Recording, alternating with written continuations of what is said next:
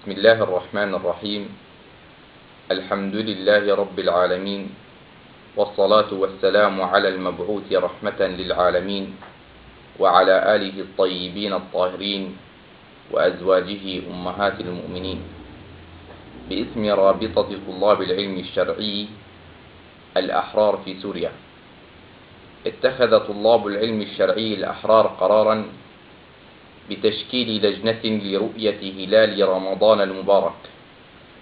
أسأل الله تعالى أن يعيده علينا برحيل الطاغية بشار وأعوانه الفجار، ونظرا للفجور التام الذي بدا للمجتمع السوري من جهة التواطؤ العدائي الإيراني له، متلاحما مع النظام بالفساد والظلم، فإنه يحكم ببطلان الاعتماد على شهادة الفسقة الظلمة،